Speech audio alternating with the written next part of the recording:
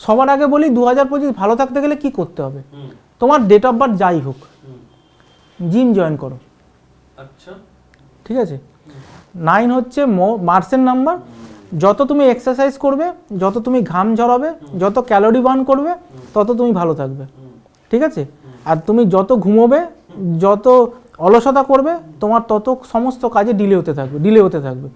তা 2025 ভালো থাকতে গেলে তোমাকে যেটা করতে হবে, সেটা বারবার বলছি, জিম জয়েন করো। 6 মাস অন্তর ব্লাড ডোনেশন ক্যাম্পে গিয়ে ব্লাড ডোনেট করো। আর যেটা করবে সেটা হচ্ছে হনুমানজির মন্দির টেম্পল ভিজিট শুরু করবে। সপ্তাহে 2 দিন অন্তত অ্যাটলিস্ট যাবে, গিয়ে শনিবার মঙ্গলবার করে হনুমানজির মন্দিরে গিয়ে পুজো দিতে পারে, লাড্ডু দিয়ে ভোগ দিতে পারে, অথবা যদি না পারে সেই ক্ষেত্রে নর্মাল গিয়ে পুজো করে ডান পায়ের যে সিঁদুর হয় সেই সিঁদুরের একটা টিপ পরে চলে আসবে। মানে হনুমানজির ডান পায়ের সিঁদুরের টিপটা এই কপালে পড়বে। শুধু এইটুকুনি করলে 2025 তাদের ভালো যাবে। সিম্পল। ভালো থাকতে গেলে লাল কিতাবকে মানতেই হবে, ফলো করতে হবে।